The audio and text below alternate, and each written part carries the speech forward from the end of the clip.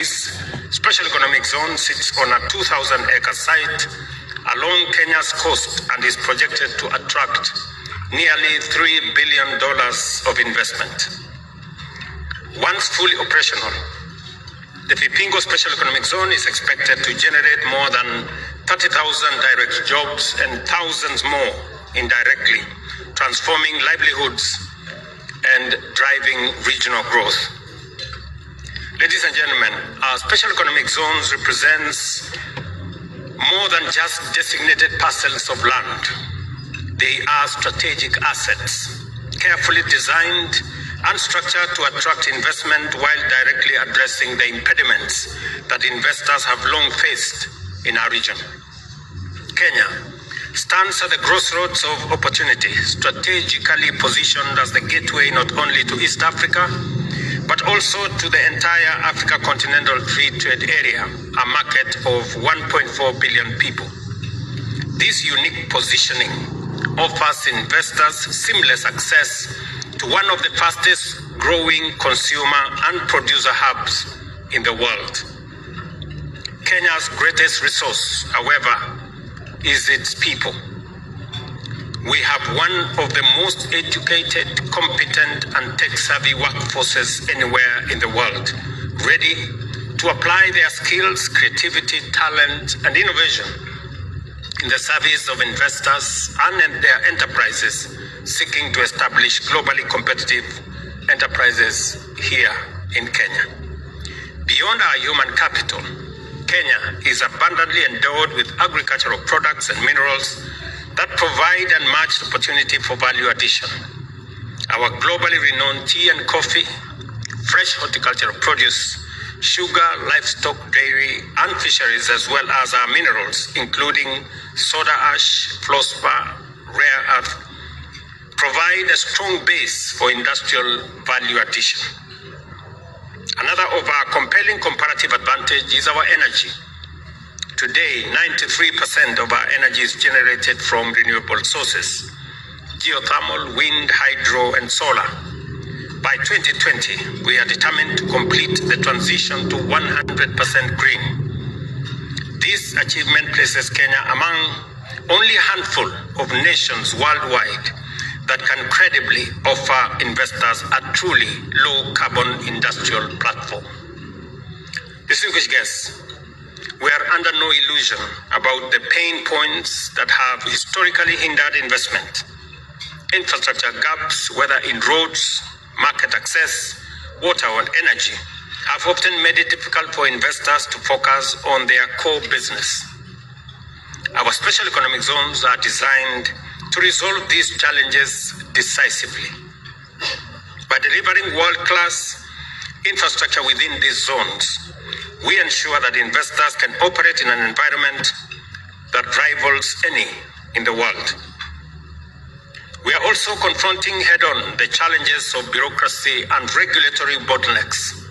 Within the special economic zones, investors will benefit from streamlined processes with ease of access to requisite licenses and approvals, eliminating the red tape that has too often been a deterrent. Similarly, we recognize that the cost and reliability of power have been a major concern. Through the provision of captive power solutions, direct from generators to farms within special economic zones, we expect to reduce energy costs by a minimum of 30%, ensuring that our industries are competitive on a global scale. Equally important is our ongoing program of developing county aggregation industrial parks in every county in Kenya. These parks will serve as aggregation centers for raw materials, supplying farms in the special economic zones with reliable inputs for value addition while providing steady incomes to local communities. Taken collectively, ladies and gentlemen, these initiatives form a coherent strategy to transform Kenya into the continental hub of sustainable, competitive, and future-ready investment. At the same time, today's event also speaks to Africa's broader destiny. The Africa Continental Free Trade Area is not merely a trade agreement. It is a continental vision of a single market of 1.4 billion people, as mentioned earlier. However, for Africa to truly benefit, we must move beyond exporting raw materials and instead add value here at home. By processing our tea, coffee, cocoa, horticulture, and livestock locally, and refining our cobalt, platinum, and manganese for green technologies, we can capture greater value, create millions of jobs, and secure Africa's rightful place in the global supply chains. Kenya is not merely talking about value addition. We are living it. We have completed a comprehensive leather sector investment package that demonstrates how the value of industry can grow tenfold from about $80 million to nearly $850 million within 5 years. And I talked about this leather piece earlier. 3 more investor packages for textiles and apparels, e-mobility, and business process outsourcing have also been completed and will be available to investors. Together, they form a blueprint for building end-to-end value chain ecosystems that create jobs, raise incomes, strengthen food chains, and position our counties as net exporters. Ladies and gentlemen, allow me to commend Arise IIP and their partners for their vision, commitment, and confidence in Kenya. I wish we had as more confidence in our country as they do. Their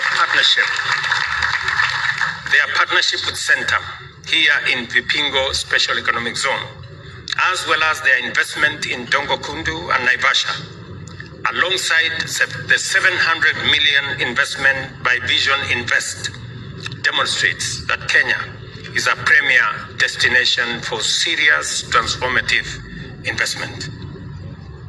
Distinguished guests, it's only through ambitious and audacious projects like the Vipingo Special Economic Zone that we can transform Kenya and indeed Africa into advanced industrial economies within our lifetime. Nations such as Singapore, South Korea, and Malaysia have achieved this leap in just 1 or 2 generations at most, driven by bold vision and steadfast leadership. For too long, our own journey of transformation has been delayed by hesitation and shortfalls in leadership. Today, we must rise to the occasion. We must summon the courage to change our country and our continent. We can no longer have excuses. I am persuaded more than ever that with resolve, unity, and bold leadership, Kenya is firmly on the path to true transformation.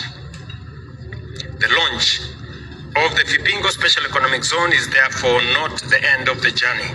It is the beginning of an ambitious new dawn. A new chapter of jobs for our young people, opportunities for our businesses, technology for our industries, and prosperity for our people. Together, let us seize this moment, unlock the promise of our people, and write the next chapter of Africa's industrial story, beginning here in Vipingo. I must commend Afreximbank, I must commend Arise, and now Kenya Commercial Bank for stepping up to making sure that this rare Vipingo Special Economic Zone becomes a reality. We will now witness the signing ceremony between Afreximbank, our friends, and people who have demonstrated immense confidence in our country. It's not always that you find an institution that has local understanding and knowledge, that understands the risks and the opportunities that exist in Kenya, raising $3 billion to fund our development.